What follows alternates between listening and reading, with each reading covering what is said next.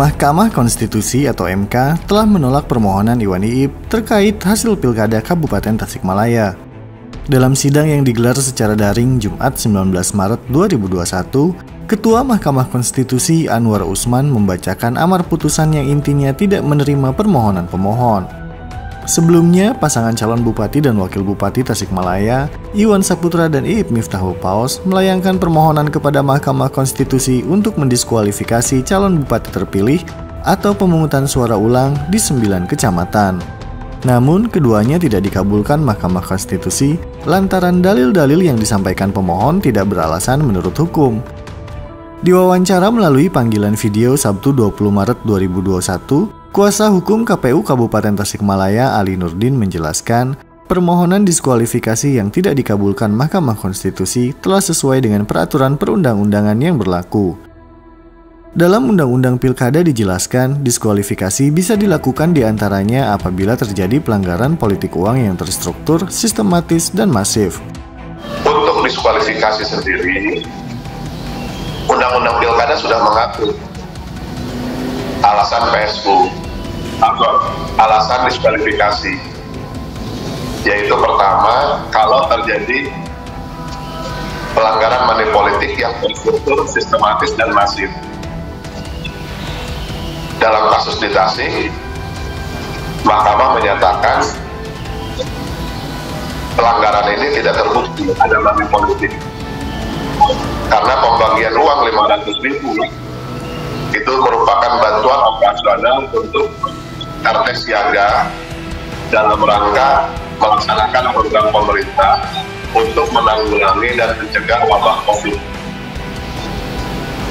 Sedangkan mengenai adanya pelanggaran pasal 71 ayat 3 mengenai penggunaan kewenangan program dan kegiatan yang menguntungkan salah satu pasangan calon, itu juga dianggap tidak terbukti dalam kasus Tasikmalaya.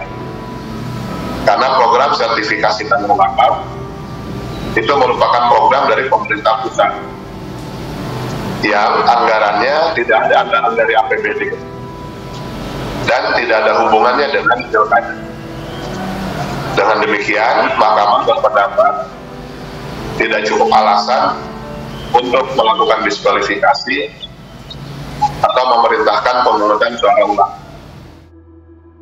Terkait pemungutan suara ulang, Ali menjelaskan dalam Undang-Undang Pemilu ditegaskan pemungutan suara di TPS dapat diulang apabila terjadi bencana alam dan atau kerusuhan yang mengakibatkan hasil pemungutan suara tidak dapat digunakan atau penghitungan suara tidak dapat dilakukan.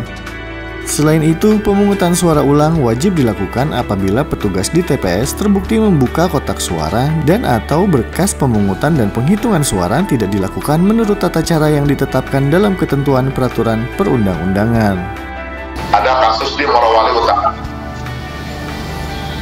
Pemungutan suara ulang terjadi karena karyawan pada salah satu perusahaan tidak bisa menggunakan hak pilihnya.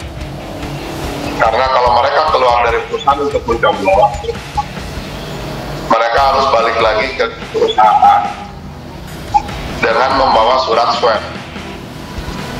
yang biaya swabnya itu 300.000 yang ditanggung sendiri.